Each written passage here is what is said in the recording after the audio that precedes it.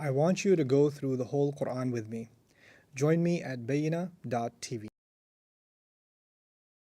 أعوذ بالله من الشيطان الرجيم ورسولا إلى بني إسرائيل أني قد جئتكم بآية من ربكم أني أخلق لكم من الطين كهيئة الطير فأنفخ فيه فيكون طيرا بإذن الله وأبرئ الأكمه والأبرص وأحيي الموتى بإذن الله وأنبئكم بما تأكلون وما تدخرون في بيوتكم إن في ذلك لآية لكم إن كنتم مؤمنين ومصدقا لما بين يدي من التوراة ولأحل لكم بعض الذي حرم عليكم وجئتكم بآية من ربكم فاتقوا الله وأطيعون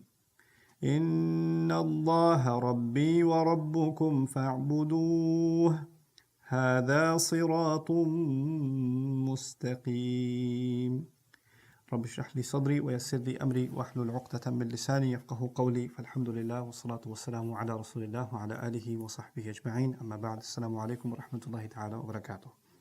We spoke about the miracles given to Isa alayhi salam and how he declared them. أني قد جئتكم بآية من ربكم. We spoke about the shape, the shape of a bird that was blown into, and then the healing of the blind and the leper, meaning the terminally ill of skin disease. And I talked to you about the parallels that perhaps has to Israelite history, and how each of them is tied to some incredible miracle or some major historical event in Jewish history, in the history of the Israelites. What we didn't get to talk about in some more detail is وَأُنَبِّئُكُم بِمَا تَأْكُلُونَ وَمَا تَدَّخِرُونَ فِي بُيُوتِكُم. And I'm going to inform you of what you're going to eat and what you have stored inside of your homes. Now, the word dakhar, tadakhirun, is actually dakhar with a dha. Tadakhirun becomes tadakhirun. This is a principle in sarf where you fuse letters together that are similar in pronunciation. So you find, for example, in the Quran, وَلَقَدْ يَسَّرْنَا الْقُرْآنَ لِلذِّكْرِ فَهَلْ مِن مُدَّكِرٍ. Muddakir, the root letters are actually dhal, kaf, and dhikr. But because it's muddakir, the dhal and the ta are so similar, they get fused together. This is something we learned when we study sarf, the morphology of words in Arabic, that these are some irregular examples of that. Anyway, so the root letters are not dal. I mean, if you're looking it up, you wouldn't look up dal, kha, and ra, you'd look up dhal, kha, and ra. Okay? So is al-madkhar is the original word, and actually means madkhar, the original word means intestines, lower stomach. And it's used for something that is kept deep inside, hidden away. And something that is there to nourish or replenish, meaning food that gets consumed. And so the idea behind it, which is why the word dhakhir, from the same origin, was used for someone who's well-fed or fat. That's what they use the word dhakhir for. From it, you get the word tadakhirun, which translates, I will tell you of what you're eating or what you're going to eat and what you are going to store in your homes. Meaning what you have buried deep inside your homes for your consumption and your consumption alone. If the root meanings went back to something that is stored inside of a house, or it's stored inside of some container or whatever, its use is for others as well. But the idea of iddikhar related to the belly is that it's something stored for one's own personal gain and personal gain alone. It's their own consumption exclusively. This perhaps is, there's ways to look at this. I mean, one obvious way to look at it is this is one of the miracles, move on. There's nothing more to it. The issue with that I see is that when he described all of this, he said, إِنَّ فِي ذَلِكَ لَآيَةً لَكُمْ. In all of that, there's an ayah for you. And when Allah says anywhere else in the Quran, there's an ayah for you. What does that mean? This is going to give you some direction, some guidance, something to reflect on, something to contemplate. Not just a proof. Not just a proof that I'm a prophet. Actually, even one of these is enough as a proof of him being a prophet, alayhi salam. But Isa alayhi salam is doing all of these different things, and at the end of that says, إِنَّ فِي ذَلِكَ لَآيَةً. Meaning this is something for you to contemplate. This is something for you to really think about. And so that statement at the end is not necessarily calling on all of the miracles of Isa alayhi salam, inviting some form of reflection.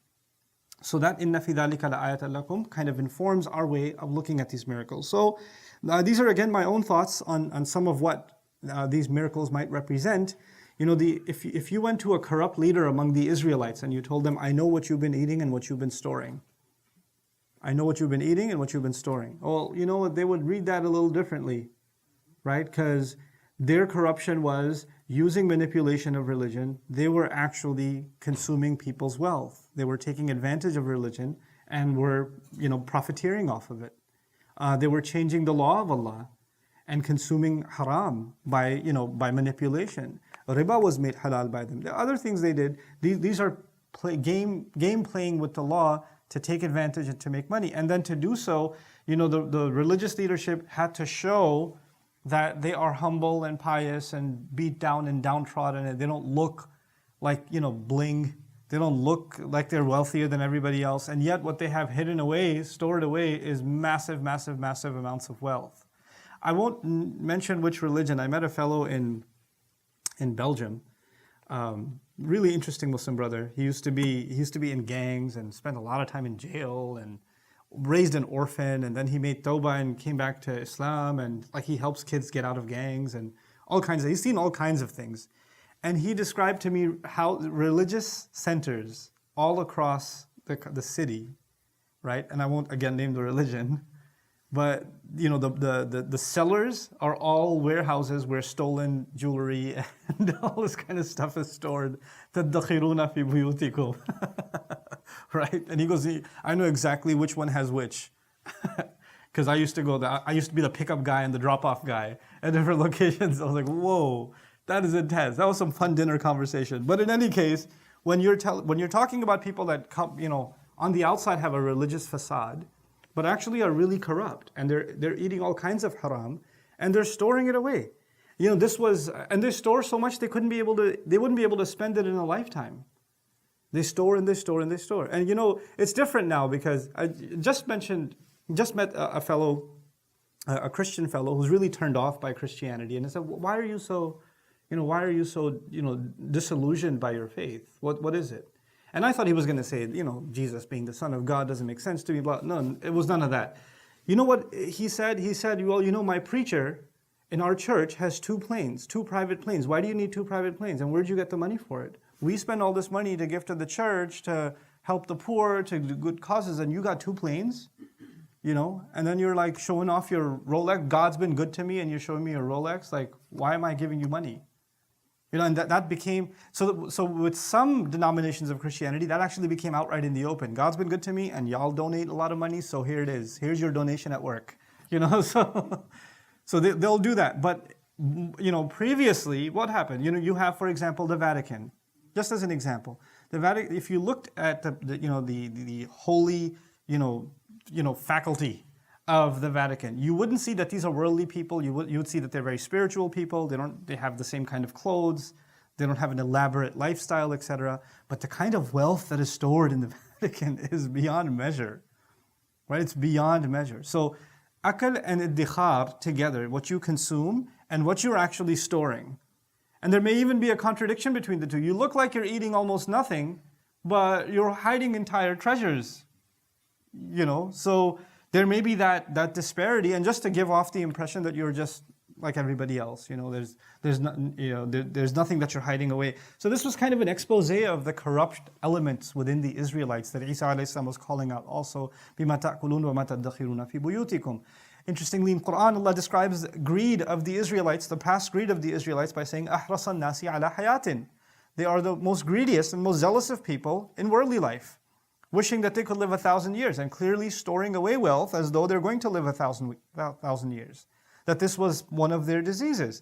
And so مَا تَأْكُلُونَ وَمَا تَدَّخِرُونَ goes back to that too. Of course, eating is a theme in the Old Testament. Right, in Israelite history. Starting with Musa alayhi salam, of course, when they left Egypt, they asked about different kinds of food. So the consumption was a big deal. And then, of course, the slaughter and the sacrifice and what you can and cannot eat, the prohibitionary diet and all of those things, that's all part of their tradition. So وَمَا تَأْكُلُونَ وَمَا تَدَّخِرُونَ has an undertone to what's really important in the Jewish faith and in Islam of that time, really. So that's another thing that I wanted to bring to our attention. The other, well, a couple more comments. I was sharing this with our study group, and some more things came out. And shout out to Brother Saqib for just having some brilliant insights. I shared some of these things, like, the bird being a reference perhaps to Ibrahim alayhi salam, and the dead one coming back to life perhaps being Musa alayhi salam, and the sick being healed, perhaps the Israelites being struck with rijz and then being healed, right? Because, in a sense, Isa alayhi salam is getting all of the miracles that summarize the entire tradition history of the Israelites. And he's the last of them. It's almost as though he's reminding them of their entire history through his miracles. It's incredible. Right? But he said, as you said this, some other things came in my head. And I said, what's popped in your head? And he said, well, especially that first miracle, a bird, which is made of clay, it specifically mentions clay, and then it comes to life and it flies off. So something that is assumed to be dead comes to life and goes into the sky. Could there possibly be a connection to Isa alayhi salam? Of something coming to life and then going raised up into the heavens. The other interesting thing is it's actually a cycle of life if you contemplate it. Again, shout out to Saqib for this one. It's very beautiful and I found it very compelling. The first of these miracles is clay being brought to life, just like human beings are clay and we are brought to life. That's the first stage of our life, clay brought to life. And we're brought to life by a ruh being blown into us. And the bird, what did he say about the bird? He blows into it, and then Allah brings it to life. And of course, the angel blows the ruh into the womb. But even though we know Allah is the one who brings life, right? So we're never confused that the angel gave life. It's Allah who delivers it. In the same way, Isa alayhi salam blows into the soil, and it turns into a living bird. And so it represents the beginning of life. Then a baby can't really clearly see, and they're in a state of weakness, and weakness even in old age is like, blindness and sickness, and He's removing blindness and sickness, just like for us, Allah removes our weaknesses as we grow older and gain strength and reach maturity in our age. And so it represents actually coming out of weakness into strength, the healing that Isa alayhi salam did. And then beyond that, we're going to die, and then we're going to be brought back to life. And the next miracle is what? أُحْيِي الْمَوْتَى بِإِذْنِ اللَّهِ. I'm going to bring the dead back to life by Allah's permission. And so it's actually now, from birth, then gaining of strength and healing, and then death, and then resurrection again. And what's going to happen after resurrection? We are going to be informed of everything we had, all the blessings we had, and all the things that we did, all the things that we stored, literally that we stored. And so what does He say? I'll tell you what you eat and what you're going to store. So it's profound that it's actually walking through the entire cycle of life through these miracles. And then if you look at that and then look at the end of this ayah, إِنَّ فِي ذَلِكَ لَآيَةً لَكُمْ, in all of that there's a profound miracle for you, profound sign for you. As if all of this is one lesson. How are you forgetting that you are heading back towards Allah? إِنَّكَ كَادِحٌ إِلَىٰ رَبِّكَ كَدْحًا فَمُلَاقِيهِ. You're going to be ending up meeting with your master. So this sabil, this path that is described in the miracles of Isa alayhi salam, if one contemplates, is really, really powerful. In kuntum mu'minin, if in fact you are all believers. As if the Israelites are acting in a way that suggests that they don't really think about meeting with Allah. That's not really on the forefront of their mind. And they're forgetting where they came from and where they're headed. And through these miracles, where they came from and where they're headed is being highlighted to them. So, in kuntum mu'minin, if in fact you are believers, actually suggests, if in fact you're claiming that you're the ones that have faith, then how come this realization doesn't reflect itself in your behavior, in the way you carry yourselves? How can this be iman? And notice the words in kuntum mu'minin are actually an echo from Surah Al-Baqarah. قُلْ بِئْسَ مَا يَأْمُرُكُمْ بِهِ إِيمَانُكُمْ إِن كُنتُم مُؤْمِنِينَ. What a terrible thing your faith tells you to do if in fact you are believers. وَلَا تَجِدَنَّهُمْ أَحْرَصَ النَّاسِ عَلَى حَيَاةٍ وَمِنَ الَّذِينَ أَشْرَكُوا. Immediately after, you'll find them the most obsessed with worldly life, even more than those who commit shirk. So again, materialism there was in the context of Allah saying, if in fact you're believers, and Isa alayhi salam challenging their materialism again, and then saying, if in fact you're believers, this is enough of a sign for you to make your way back. Now we get to the crux of our dars today, which is وَمُصَدِّقًا لِمَا بَيْنَ يَدَيَّ مِنَ التَّوْرَاتِ. There are some literary devices here that I can't help but pay attention to because I think they're very, very powerful. The word musaddiqan, from a grammar point of view, again, you notice that it's mansub, musaddiqan, as opposed to musaddiqun. And it is similar to rasulan. So you notice that in the 49th ayah, we saw rasulan, and now in the 50th ayah, we're seeing wa musaddiqan. So it's picking up from rasulan wa musaddiqan. Except here, wa musaddiqan lima bayna yadayya min at-Tawrat, I have come as a confirmation of what is right in front of me of the Torah. That's what Isa says. That's what Jesus says. I've come as a confirmation of what is right in front of me of the Torah. So the word musaddiqan is on the tongue of who? Isa alayhi salam. If you go back up to the 49th ayah, Rasulan is actually on the tongue of the angels who were talking to Maryam and said, Allah is going to teach him kitab, hikmah, Torah, Injil, and send him as a messenger to Bani Israel. And so this was actually the words of the angels. And now, as if that one sentence is continued with the word of Isa alayhi salam, I want to maybe help you understand this through a film example. I can't think of a particular film, alhamdulillah. But what I do want to tell you is, sometimes you have a scene where someone says to someone, go tell him this. Tell him, I'm going to kill you. Right? And the camera is, the first part of that is, go tell him I'm going to.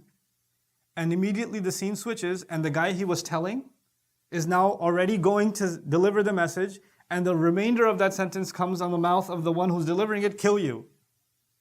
Right? So the I'm going to came from the original source, and then the kill you part comes from the guy who delivered it and said it. And you as a viewer knows that that sentence means he said it to him, and then he went back and said it to him, but that half sentence thing was put together like that. You ever seen that? Like half the dialogue came from the mouth of one, and the rest of the half came from the mouth of another. It actually means they said exactly the same thing. They said exactly the same thing. So what that means here is, وَرَسُولًا إِلَى بَنِي إِسْرَائِيل, the angels many years ago were telling Mary, a messenger to the Israelites. But perhaps Isa alayhi salam also got up and said, I am a messenger to Bani Israel. And so the Rasulun is from the mouth of the angel, and Ila Bani Israel is on the mouth of Isa alayhi salam, and وَمُصَدِّقًا لِمَا بَيْنَ يَدَيَّ is on the mouth of Isa alayhi salam. There's a switch, the cut scene, immediate cut scene into that to echo that the delivery of the news to Mary fulfilled and was actually lived by Isa alayhi salam. So it's a very powerful iltifat or transition that I wanted to pay attention to. Now, what does it mean to do tasdeeq? We've talked about this in Baqarah, but a quick recap of what's relevant here in this discussion. The Torah has many interpretations. The Torah, literally for any one rule, there are so many thousands of views, and so many hundreds of views, you could practically look at it in any way. Tasdeeq means I'm going to interpret it the way it needs to be interpreted, the true interpretation of the text. And it's got interjections, meaning people have inserted their opinion. And you know how in Quran, you have Quran and you have tafsir, right? And you'll never confuse Quran with tafsir. The ayah is the ayah, and the words of Qurtubi or Tabari or Jalalain or Ibn Kathir or whoever else are separate. But in the Torah, the commentary on the Torah was like this. So you can't tell where the ayah ends and the interpretation begins. It's all written as one. So you couldn't tell which part is the word of Allah and which part is the interjection of the scholar or the one who's interpreting, etc., etc. This happened quite a bit with Torah. One of the jobs of Isa alayhi salam is to actually do tasdeeq, to verify what actually is Torah. What actually is Torah, what was added later on, may have been somebody's opinion and then it became part of, okay, that's Torah too. And it all just started getting into one.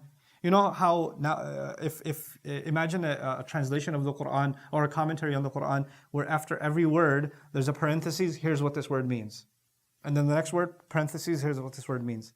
But then imagine an ancient manuscript where the parentheses are gone. Wouldn't that become a problem? Like that would be seriously, where does the text end and what's the comment and what's the word of Allah? That's actually what happened. So my job is to restore the original Torah and to confirm what I have. Now you'll appreciate the next words. I myself am a confirmation of Torah. It's not Injil is a confirmation of Torah. Quran is a confirmation of Torah and Injil. Injil is a confirmation of Torah. But he's not saying my revelation is a confirmation of previous revelation. He's saying I myself am a confirmation of previous revelation. That's a big difference. That's actually not just saying what I'm teaching you, but the way I'm living the Torah. I'm actually a living embodiment of the Torah, is what he's saying. What I'm doing, how I'm living, is actually what the Torah is supposed to look like. So, and in that sense, he's saying, I have been sent as a confirmer of Torah. I am the living sidq, tasdeeq of the Torah. It's similar to how the Prophet was described, right? Al-Quran yamshi, the Quran walking around. So it's essentially, Jesus is, Isa is Torah walking around. Okay? Of course, it also suggests, because he's been given Injil in addition, well, actually I'll hold on that point, because that's coming later on in the phrasing. The other piece here that's important is, lima bayna yadayya. I'm confirming, not just musaddiqan lit Tawrat, I'm here to confirm Torah, or I'm a confirmation of the Torah. No. I am here to confirm what is right between both of my hands of the Torah. Between both my hands is an Arabic phrase for what is right in front of you, that you have full access to.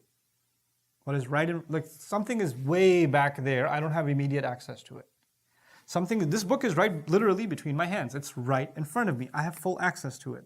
You know, parts of Torah were hidden, parts of Torah were omitted, parts of Torah were kept secret, etc., etc. Isa alayhi salam is saying, actually, I have full access to the entire Torah. There's nothing that's hidden of the Torah from me, because it's right between my hands. Where did he get it from?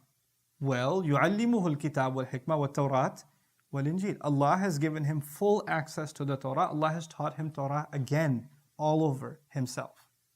Which means nothing of the Torah is hidden from him.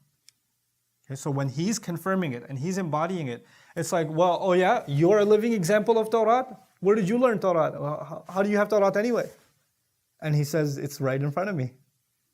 It's right in front of me. You know how in Quran Allah says, فَأْتُوا بِالتَّوْرَاتِ فَاتْلُوهَا إِن كُنْتُمْ صَادِقِينَ. Go bring Torah, read it.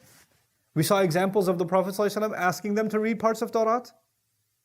And now it's actually Isa alayhi salam challenging them, bring the book. Because I am a living example of the book. I live the book and I have the book in me. I'm an embodiment of the book, and the book resides inside of me. Allah has given it to me. That's what's captured inside the phrase, lima bayna yadayya. Then the minat Tawrat is, of course, it's bayaniya, meaning i.e. the Torah. Min is not from, it's i.e. the Torah, but it also means it's not all I have. I'm confirming Torah, and what I'm talking to you about is because they're like, well, he seems to have some new revelation. Of course, what new revelation has he been given? Injil. So like, we don't accept Injil, we only accept Torah. And his response is, actually, I'm here to tell you what Torah in fact is. And the only role of Injil is to confirm what Torah actually says. Injil doesn't have new laws. Injil doesn't have a new fatwa on something. Injil doesn't make anything of the Torah mansukh, as a matter of, or invalidated, or abrogated, or no longer applicable. As a matter of fact, I am here to embody all of the teachings of the Torah. And so, because their argument was, if he's claiming new revelation, then he's defying the Torah. He says, no, actually, I came to validate and confirm the authentic Torah. That's my primary role. And now, given that, he makes an additional statement, a very powerful statement, and it's almost counterintuitive. وَلِأُحِلَّ لَكُمْ بَعْضَ الَّذِي حُرِّمَ عَلَيْكُمْ. This demands a lot of reflection. And I came so that I may make permissible for you some of the things that have been made prohibited on you. I came to make permissible for you some of the things that have been made prohibited. Now, the first thing I want you to note here is, he did not say, I came to make permissible what Allah previously forbade. Allah is not mentioned in the equation. What has been mentioned is what was made prohibited. What was made prohibited. That's the passive form. Okay? And the making of halal is actually active, meaning I have come to make permissible. I have come to unleash. Literally, hulul means, halul uqda means to untie a knot. I have come to untie or unleash some of the things that have been bound on you, meaning some of the things that have been made impermissible over you. The question then arises when somebody says, hey, this has been made unlawful, or this was made illegal. The question arises, who made it illegal? Of course, when you think of something made illegal, you think the authorities made it illegal. The government made it illegal. The court made it illegal. The constitution made it illegal. You think of a higher authority that makes things legal and makes things illegal.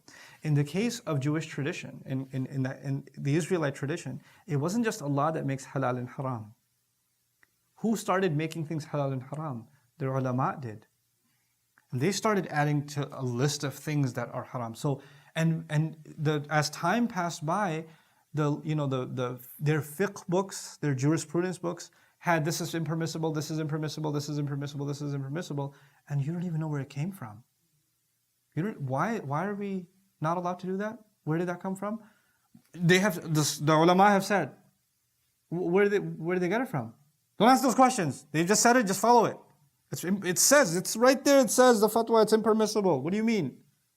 In other words, prohibitions they were very, very adamant about prohibitions, yet they couldn't tell where they came from. If they asked, if really probed, they couldn't be, because it's majhul. Hurrima alaykum. Not haram Allah. Can you actually say, literally, Allah made this haram? No. But it's haram still. Why? Because our shaykh said, well, why'd your shaykh say it? Oh, who are you to question our shaykh? So the list of haram got very, very big. But you would think, if they're corrupt, if they are in fact corrupt, then they shouldn't be making more things haram, they should be making more things halal. That's what I mean by counterintuitive, right? Like Isa alayhi salam should come back and say, no, you guys have made too many things halal on yourselves. You need to go back and become more restricted on, go back to being conservative again. You guys got too liberal, But it seems the opposite. You guys got more conservative than Allah wants you to be. And I've come back to loosen things up for you. Because to make things halal is make things easier, right? And to make things haram is to make things harder. And it seems that their problem is they want to be more conservative, more obedient, more restricted in life. Why? It seems everything else that they want to do is so against Allah's will. But making more things haram, by the way, you think of it this way. Nowadays, if you find somebody who's very strict in their Islam, people that we think of very strict in their Islam usually means they have, most things are haram for them.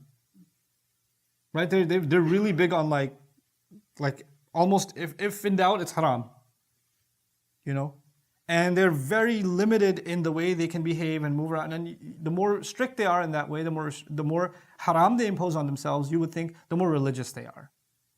And that seems to be the case here, that they've imposed so much on them that clearly they must be religious people. They must be closer to God because they have so much impositions on themselves. This is actually part of the facade that Isa alayhi salam came to break. This is a smokescreen. This is a disguise. And the way to describe this disguise is, it's an old Urdu phrase. I don't even remember the Urdu of it, but the meaning of it is ridiculous. So I'll share the meaning of it with you. The hunter is obsessed with killing the mosquito while the elephant quietly escaped. The point is, if you get what I'm trying to get at, is you are so nitpicking about the minutest details and splitting a fatwa into a fatwa, into a fatwa, into a fatwa about what is halal and haram, and while at the same time some of the biggest disobediences to Allah slip right by. No problem.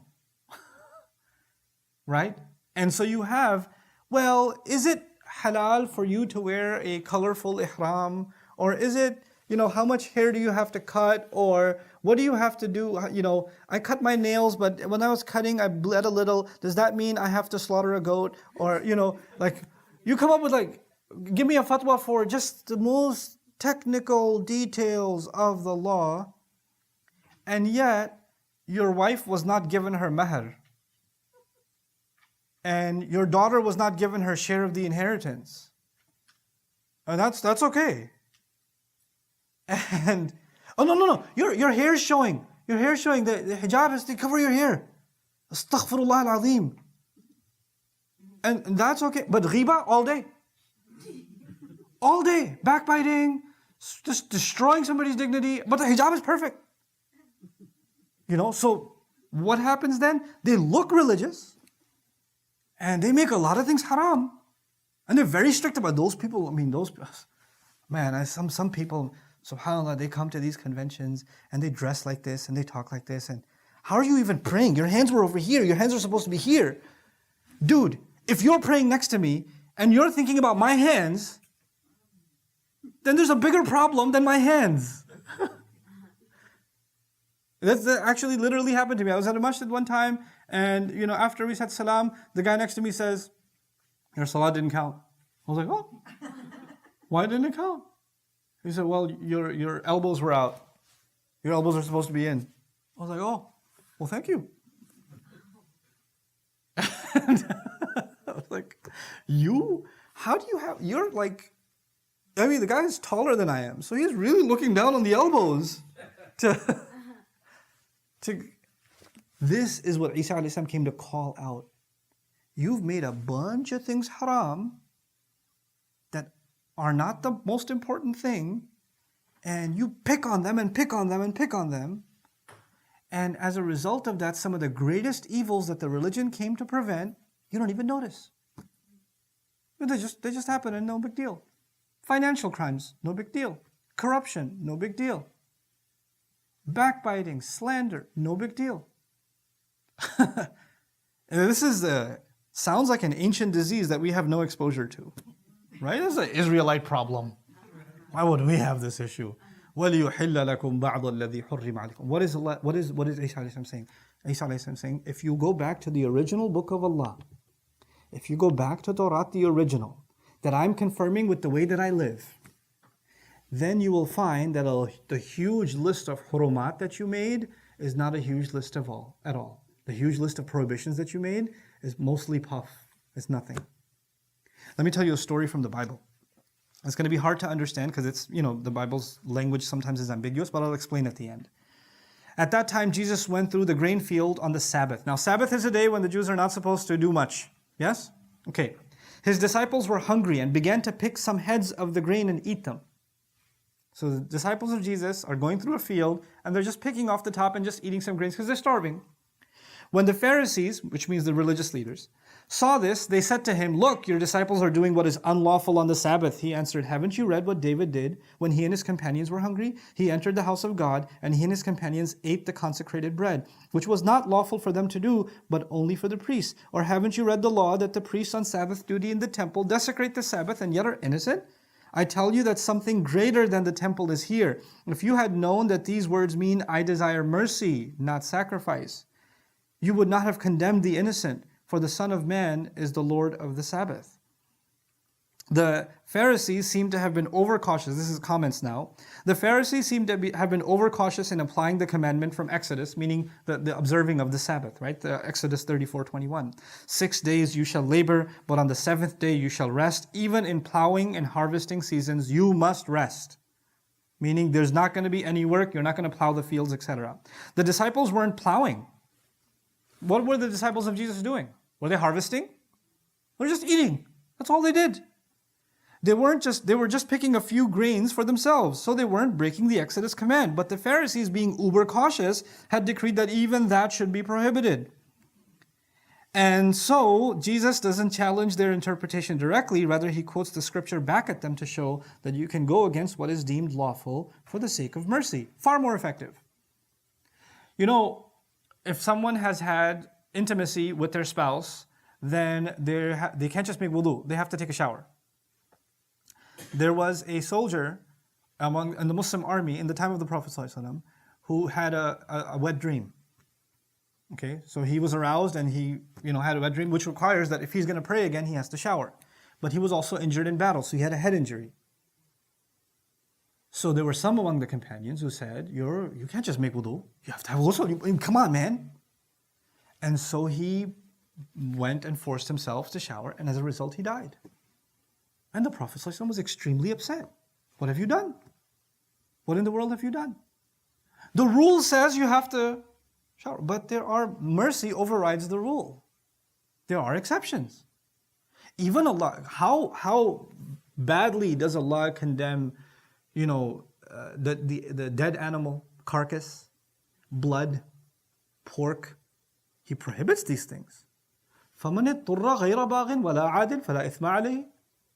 But if someone is forced, not because they're being rebellious, not because they just want to cross a line, but because they're dying of starvation and they had some pork chops because that's all that was left, then there's no sin on them. Absolutely not. La ithma, la nafiya lil jins. There's no sin whatsoever on them. The law of Allah is there, but that's for normal circumstances, and there were even exceptions made by Rasulullah sallallahu alaihi wasallam. Think about the woman who committed adultery, came to the Prophet sallallahu alaihi wasallam and said, Ya Rasulullah, I committed adultery. Punish me. He says, go away. I don't want to hear you. Go away. He, sallallahu alaihi wasallam, received the law of Allah. He received the law of Allah. No one will implement the law of Allah better than the Messenger of Allah, sallallahu alaihi wasallam. In our times, in some super conservative village, if some girl says, I committed adultery, ya Shaykh, before she gets to the word adultery, when she says, I committed, the stoning begins. She comes to the Rasul sallallahu alaihi wasallam and says, I did this. Punish me. He says, go away. She came back. I found out I'm pregnant. Please punish me. He says, go away. Don't talk to me until you have a baby. She has a baby. Comes back with the baby. Punish me. He says, no, not until you feed the baby for 2 years. Go. Go away. Don't come to me. She comes back with bread in the baby's mouth to show the Prophet that she doesn't need to feed him anymore. Can you punish me now? The Prophet ﷺ is trying to push her away, push her away, push her away. Why? He's rahmatan lil alameen. He's rahmatan lil alameen. And there are some people who think the only way Allah will be happy is when they're punished. They're more conservative than Islam. You're more religious than your Prophet. That's not Islam. Some things Allah made halal, and He did that for a reason. And that's something that is in the essence of the book. It's in the core, in the heart of the book, there's mercy. There's room. And that's what prophets embodied. You know? Even the Prophet's instruction was, don't seek to execute the punishments of Allah. Don't do that. Don't seek out, when can I implement the whipping? When can I implement the stoning? When can I implement the cutting of a hand? When can I... No. Umar bin al-Khattab, radiyallahu ta'ala anhu, in his time, he suspended cutting the hand. Why? It's a law of Allah. And it's not even some early law of Islam. It's in Surah Al-Ma'idah. One of the last revelations. How are you just going to just suspend the law? Yeah, suspend the law. There's a reason to do that. You know? وَلِيُحِلَّ لَكُمْ بَعْضَ الَّذِي حُرِّمَ عَلَيْكُمْ. But there's another dimension to this. Not just the law of Allah where actually things are halal and haram and how we're supposed to implement that. But there's another dimension. You see, something is haram. Maybe this one thing is haram. And what we do is ihtiyat. Ihtiyat means we're going to create a circle around it and say everything that's even within 10 miles of this is haram too. Okay? So, and we do this because we want to protect ourselves, right? So we say, no, I know this isn't haram, but everything around it, we're just going to create a gigantic circle and say all of it's haram. So, you know, to give you an example of that, adultery is haram. Zina is haram. But zina doesn't happen overnight. Two people have a relationship, it goes out of hand, they don't get married, they do something wrong, etc. So you know what? We're going to prevent that from happening. Women should not drive. Haram. Because if they drive, then they might go to the mall. And if they go to the mall, the guy at the store might like them, and and then zina is going to happen. So the better thing to do is to not let them drive. Well, it's a smart fatwa because we're protecting. I mean, we're not saying driving is haram, but we're saying if we let that happen, then haram will happen. So we're being extra cautious. Now what happens when you become more cautious than Allah and His Messenger? Because that's what that is. If something was actually dangerous, who would know it better than you and I would? Allah and His Messenger would. And they would have told us, this is bad for you. You can't do it. You with me? But we say, well, Allah told us this is red alert, code red. Let's start putting the barbed wire around code green. and yellow and orange, all of that. Don't even get into the yellow. When someone steps into yellow, astaghfirullah, la hawla wa la quwwata illa billahi al-aliyyil azim. You sat at a dinner table? And there were other people there? Astaghfirullah, astaghfirullah, astaghfirullah, astaghfirullah. I'm gonna go make umrah for you. Because this is the same Quran that says, لَيْسَ عَلَيْكُمْ جَنَاحٌ أَن تَأْكُلُوا جَمِيعًا أَوْ أَشْتَاتًا. It's okay if you eat together, if you eat apart. Some people so conservative that if they're sitting at the same table and a guest came, and there's women in the house or whatever, and they're sitting at the same table and a guest came, a male came, and they sat at the same table, astaghfirullah. Do you have a curtain? I can sit on the other side of it, and maybe you can electrocute that curtain for me too, so I can be protected from the fitna. And in case I was thinking about touching the curtain, my hands would be reminded of the taqwa of Allah, and so I could. You know, when you do that, when you create more and more and more prohibitions, in order to protect yourself, the intention may even be good. You know what happens? Let me tell you what happens. What happens is, these prohibitions are unnatural. The prohibitions Allah actually gave us are natural. They correspond to our fitrah. Allah knows, أَلَا يَعْلَمُ مَنْ خَلَقَ. Doesn't He know who He created? Allah knows who He made. So He makes us stay away from things that are actually filthy. وَيُحَرِّمُ عَلَيْهِمُ الْخَبَائِثِ. Allah prohibited actual filthy things. But when we start taking things that aren't in and of themselves filthy, aren't in and of themselves evil, and we start prohibiting them too unnecessarily, and I'm not saying caution isn't important. Caution is something else. Kitab is something else, hikmah is something else. That's actually the difference. And I'll get to that last. But right now, just listen to this part. If you start making illegal things that Allah did not make illegal, then what happens to people? One crime, they start equating what Allah prohibited with what people prohibited, and that is a major sin. Because only Allah owns the right to prohibit something. And to use the word haram for something other than what Allah used it for is actually trampling on the sacred. قُلْ مَنْ حَرَّمَ زِينَةَ اللَّهِ. Tell them, who dare make haram what Allah made beautiful? The beauty that He, الَّذِي أَخْرَجَهَا لِعِبَادِهِ, the ones that He pulled out for His believers, for His servants. هِيَ لِلَّذِينَ آمَنُوا.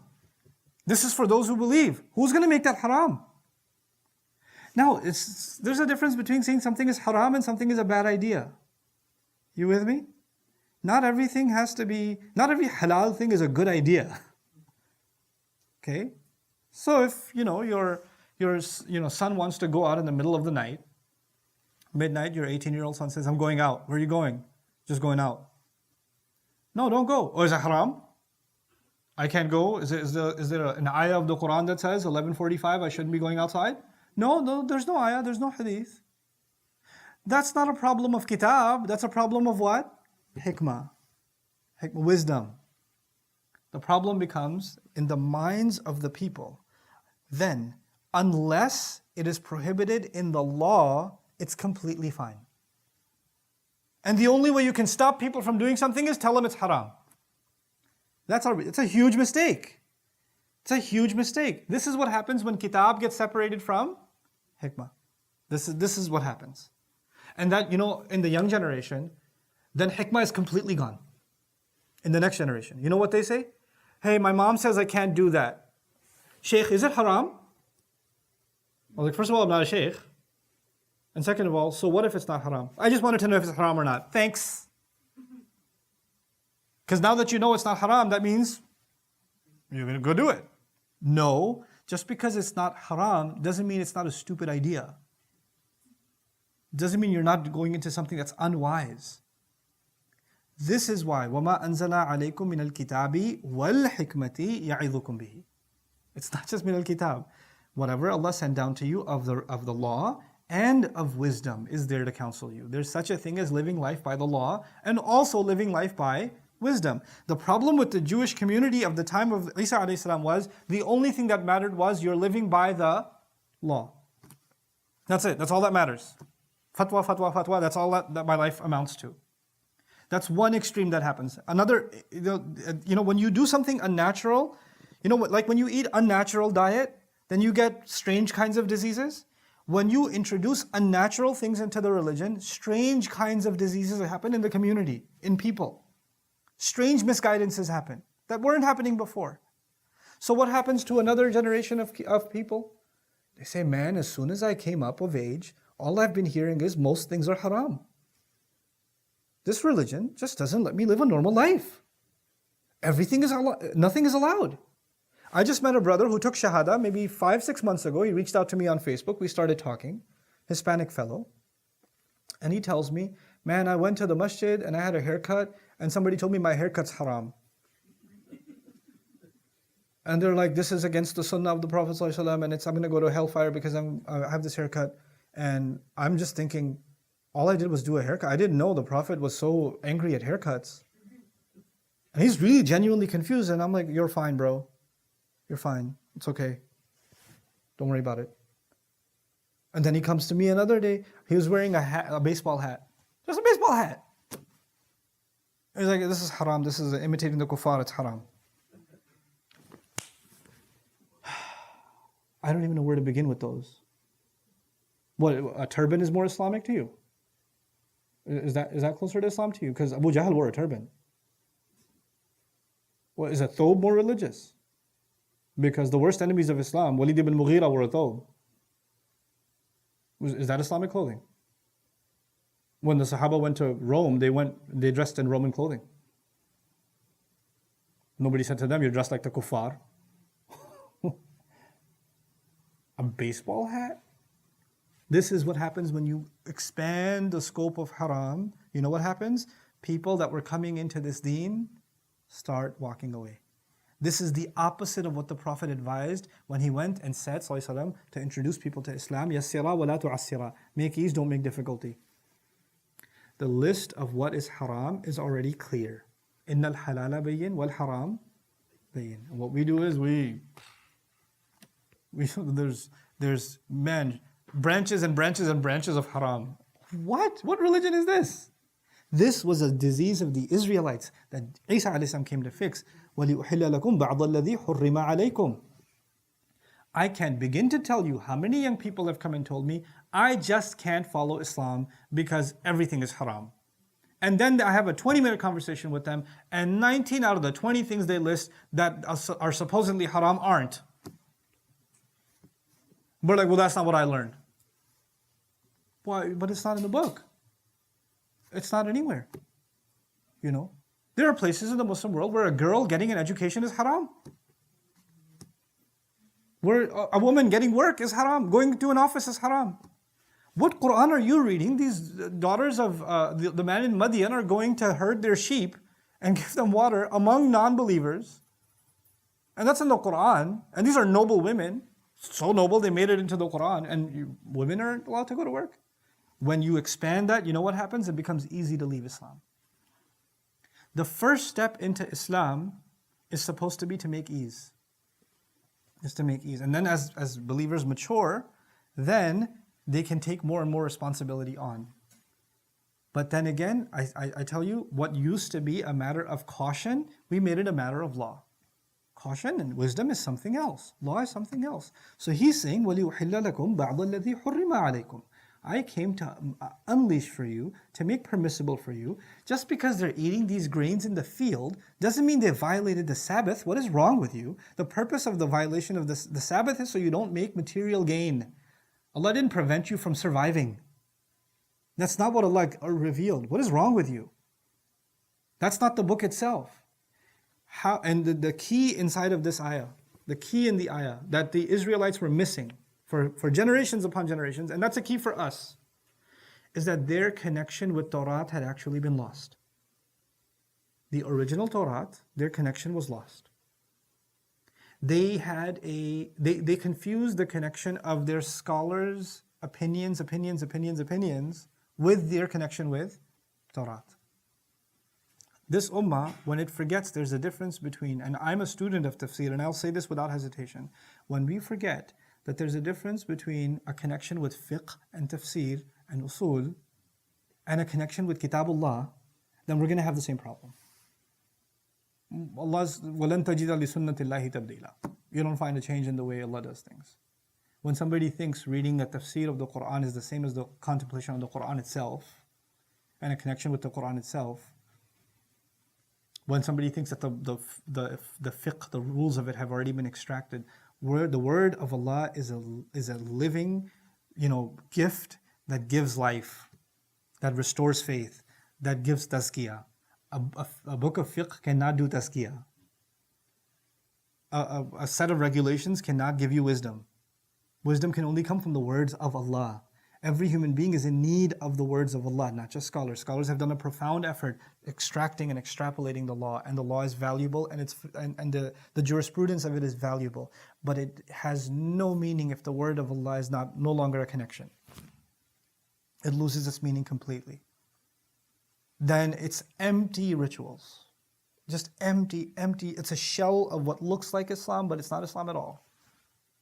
Then Ramadan is just about iftars. It's just about being hungry during the day. It has no other meaning. It has no value. Then Hajj is just something you do and go take selfies near the Kaaba. Man, it's hot. I wonder what's on the buffet. Then you're not thinking Ibrahim alayhi salam. Then you're not thinking Ismail alayhi salam. Then you're not thinking, none of that stuff is in your head. The spirit of it is gone. وَلِيُحِلَّ لَكُمْ بَعْضَ الَّذِي حُرِّمَ عَلَيْكُمْ are very heavy words. And at the end of that he says, وَجِئْتُكُمْ بِآيَةٍ مِّن رَبِّكُمْ. And there you have it. Ayah. A messenger is given ayat. Ayat are of two kinds. I mentioned this in the last session. There are two kinds of ayat. There's the purpose of ayah is to prove that he's a messenger, and it's a message. Notice in these words, up until now they were miracles, and at the end of it all there's the message. وَلِيُحِلَّ لَكُمْ بَعْضَ الَّذِي حُرِّمَ عَلَيْكُمْ. And the conversation began, أَنِّي جِئْتُكُمْ بِآيَةٍ, and أَنِّي قَدْ جِئْتُكُمْ بِآيَةٍ مِّن رَبِّكُمْ, and it's also closing وَجِئْتُكُمْ بِآيَةٍ مِّن رَبِّكُمْ. Two dimensions of the ayat and two references to the word ayah. Same phrase. And I've come to you with an ayah from your Rabb, a sign from your Rabb. Notice also in this passage that Isa alayhi salam makes two kinds of references to Allah, Rabb and Allah. He says in the beginning, أَنِّي قَدْ جِئْتُكُمْ بِآيَةٍ, not min Allah, min Rabbikum. But then later on he says, أَنِّي أَخْلُقُ لَكُم مِّنَ الطِّينِ كَهَيْئَةِ الطَّيْرِ فَأَنفُخُ فِيهِ فَيَكُونُ طَيْرًا بِإِذْنِ اللَّهِ. Not إِذْنِ رَبِّكُم, but إِذْنِ اللَّهِ. And then وَأُبْرِئُ الْأَكْمَهَ وَالْأَبْرَصَ وَأُحْيِي الْمَوْتَى بِإِذْنِ اللَّهِ. So Allah, Rabbikum, Rabbikum. Right? So two references to the word Allah, two references to the word Rabbikum, and it's perfectly symmetrical, but there's more going on here that I'd like you to know. When he refers to Allah as Allah, he's actually highlighting Allah's sole right to be worshipped and his tawheed. Meaning, looks like I'm giving life, but only Allah gives life. Don't attribute divinity to anyone else. When we're talking about the question of divinity, the word Allah will come up. When we're talking about the question of authority, who has ultimate authority over you? I'm telling you these things because my master has told me to tell you. And he's not just my master, he's your master too. I'm not doing this to impress you, I'm doing this as a slave. Because whenever you say Rabb, then what do I become? Abd. I become Abd. أَنِّي جِئْتُكُمْ بِآيَةٍ مِّن رَبِّكُمْ. I have come to you with a sign from your master, meaning he's my master too. I came as a slave, and I came to remind you that you're slaves to him. Your loyalty and your obedience needs to be absolute to him. That's the word Rabb, in the beginning and at the end. As if to suggest that one, divinity should not be attributed to me, and two, and that's by the way the Christian problem, and authority should only go to Allah, which is the Jewish problem. So between Rabbikum and the word Allah, it's actually both nations addressed. Even though he's particularly addressing the Jewish community of the time, the followers of Musa alayhi salam, coming forward, the Christians are listening to this, right? There's the Christians of Najran that are listening to this, their divinity problems being solved. But with the words, bi'idhnillah, bi'idhnillah, subhanallah. So that's the difference between Rabbikum and the word Allah in this passage, or one of the dimensions of it. And so as I conclude, فَاتَّقُوا اللَّهَ وَأَطِيعُونَ. Then be cautious of Allah. Protect yourselves from Allah. This is heavy because he just said, I made some things halal for you, which means things got easy. Just because some things became halal doesn't mean everything became halal. You know what happens? To an extreme reaction, to an extreme action, there's an extreme reaction. So if you made everything haram, then you know what? I can't live like this, so I'm going to do what? make everything halal. You know, we need to have a more merciful interpretation of the law. Because I heard a lecture by Nawal Ali Khan and he was saying that we make too many things haram. And what do you construe that to mean? Let's make too many things what? Halal. No, that's also a violation of Allah's taqwa. Hold on, buddy. So before the ayah ends, fattaqullah. Hold on a sec. Be cautious of Allah. Follow me. Obey me, meaning do as I do. Christians, listen to this. Do as I do. He never drank. He never ate pork. Alayhi salam. How do you do that? Because he's not just saying, love me, believe in me, and you're saved. Follow me. وَأَطِيعُونَ. Be cautious of Allah and obey me is the most consistent demand of all prophets. Be mindful of Allah and obey me. Be mindful of Allah and obey me. And obeying the Prophets ﷺ is to figure out how did they judge situations, how did they behave in different circumstances. It's not just a particular behavior, it's actually their mindset. Studying the seerah is really important for this purpose. Understanding how the Prophet ﷺ handled different circumstances. You know, the more you study about a person, the more you're trying to get inside their head. You're trying to understand how do they process things, how do they think, how do they analyze situations, how do they judge situations. And the more we do that, the more we're in a position to obey Him. فَأَطِيعُونَ. And ita'a comes from the word taw', which actually means to volunteer. Ati'un, voluntarily follow me. Don't follow me because it's some kind of an obligation on you and you're doing it, but actually, I need you to give in and volunteer yourselves, wanting to do this. So that's fattaqullaha wa ati'un. We'll have a discussion inshallah ta'ala in our next session on Inna Allah Rabbi wa Rabbukum fa'buduhu hadha siratul mustaqim. That's also a long conversation. I'll stop it at this point. We'll make salah and inshallah ta'ala I'll repeat yesterday's session for those of you that missed it because there was some recording issues yesterday. So barakallahu li wa lakum. Assalamu alaikum wa rahmatullahi wa barakatuh.